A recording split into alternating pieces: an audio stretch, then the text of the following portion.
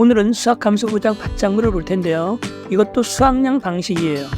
모험군 산식이 가피자 평수 미평이고 수학량으로 피해율을 구하는 방식이죠. 밭작물은 크게 두 가지로 나누어 볼 수 있어요. 수학량으로 피해율을 구하는 수학감수보장 방식이 있고 피해율로 직행하는 생산비 보장 방식이 있어요. 이론서대로만 본다면 인삼 손해보장 방식의 인삼도 밭작물에 포함되지만 실제로는 별개의 수학감수보장 방식의 품목으로 취급하는 것이 오히려 혼동을 방지할 수 있어요. 그에 비해서 버섯을 포함한 시설 밭작물은 생산비 보장 방식으로 분류하는 것이 공부에 더 효과적이죠. 그 중에서 오늘은 수학감수보장 밭작물을 볼 텐데요. 마양고욱, 강감감, 착콩, 판양 이렇게 외웠죠? 사실 매우 쉽고도 간결한 파트예요.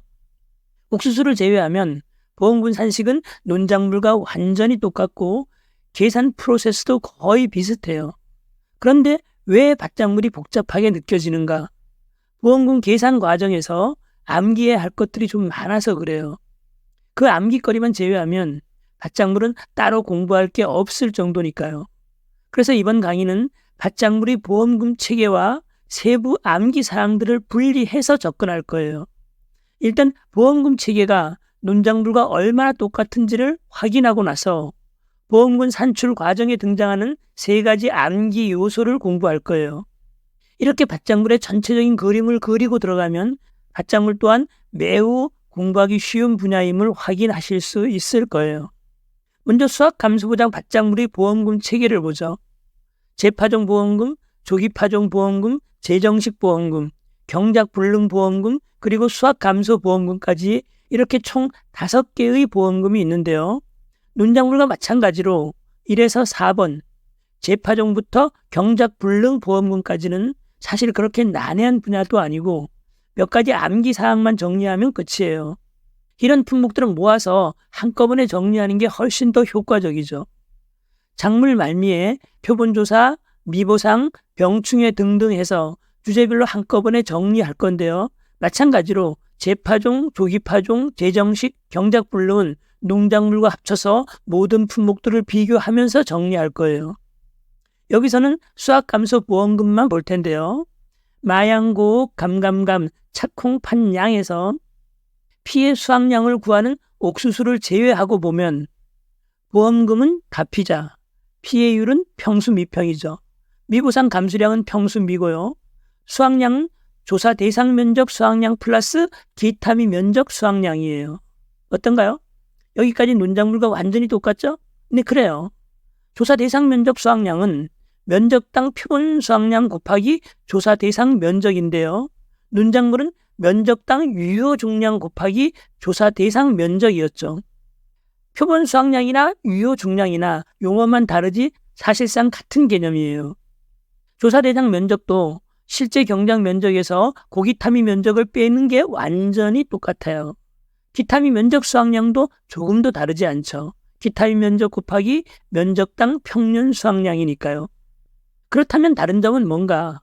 밭작물은 품목이 다양해서 품목별로 수확량 조사 시점, 표본 면적 구하는 방법, 그리고 표본의 수확량 구하는 방법에서 차이가 있어요.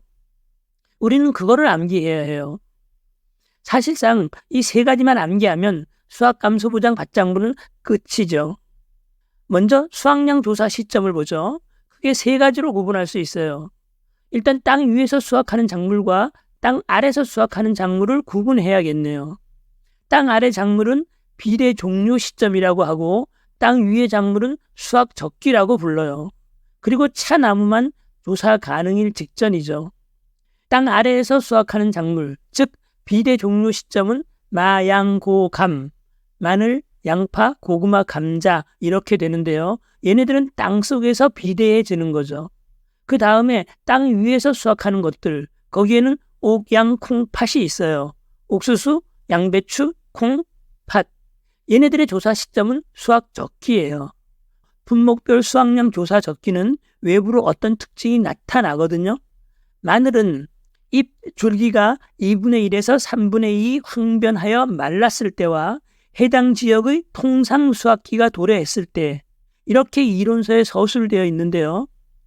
이거는 뭐 그냥 괄호 넣기 1점짜리로 나올 수 있겠네요. 그래서 키워드 위주로 그냥 암기하기로 하죠. 마늘은 2분의 1, 3분의 2 황변, 통상 수학기 정도가 되겠네요. 근데 늘 말씀드리지만 암기에 너무 스트레스 받지 마세요. 이런 거 무한 반복하면 저절로 다 외워지거든요. 아마도 손평의 왕도나 무한반복 이론서를 무한 반복하고 계신 분은 제 말이 무슨 뜻인지 아실 거예요. 양파는 비대 종료 시점을 어떻게 알 수 있나? 비대가 종료되면 줄기 부분이 쓰러져요. 그걸 도복이라고 하죠.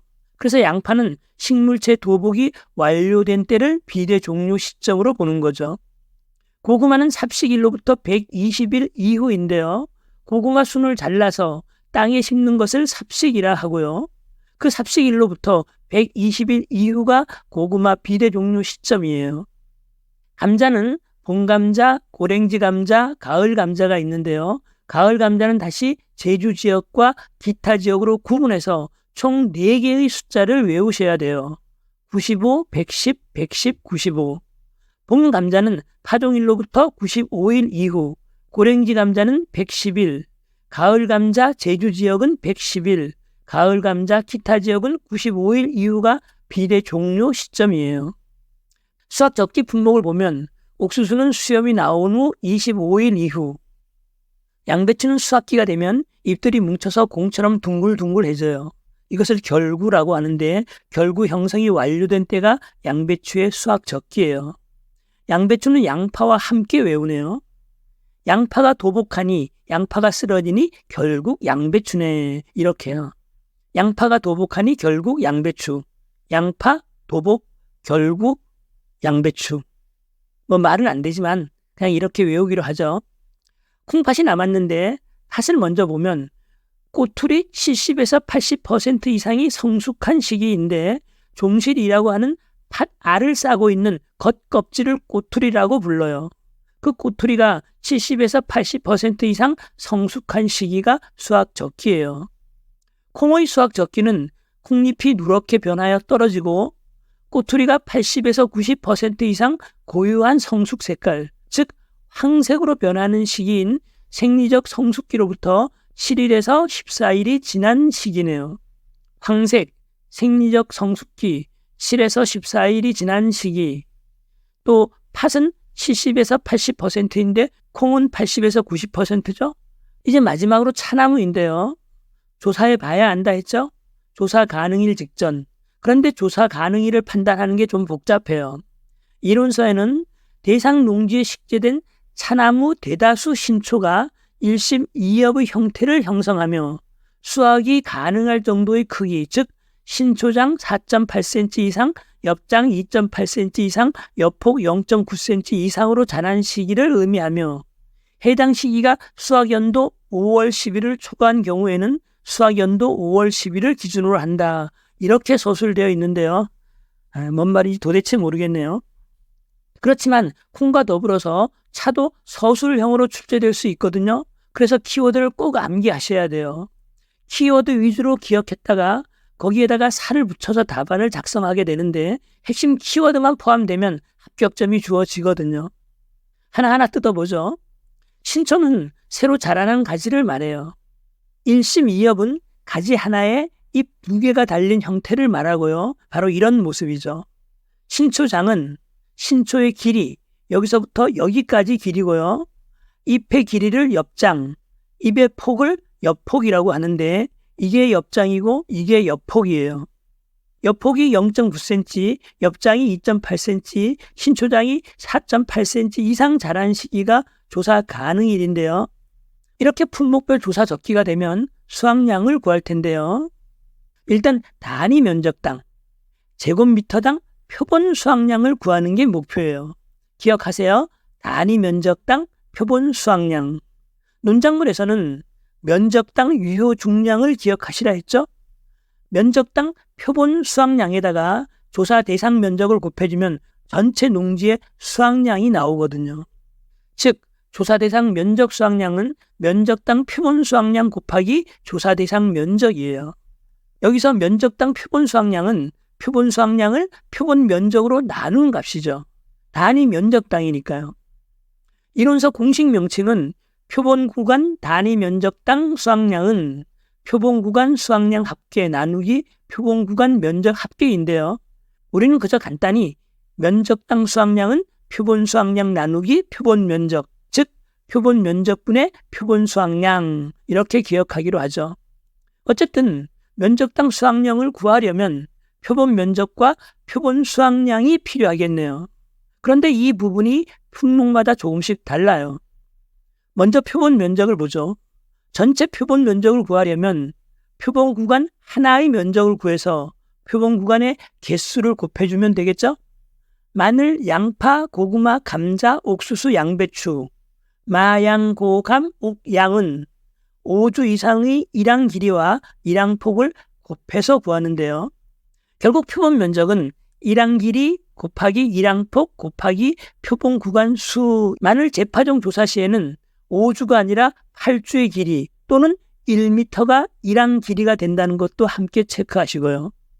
콩팥은 전파의 경우는 4주 이상의 일항 길이와 일항 폭을 곱하고 산파는 1제곱미터짜리 규격의 원형 틀을 이용하거나 또는 표본 구간의 가로, 세로의 길이를 곱해서 표본 구간 면적을 구하죠.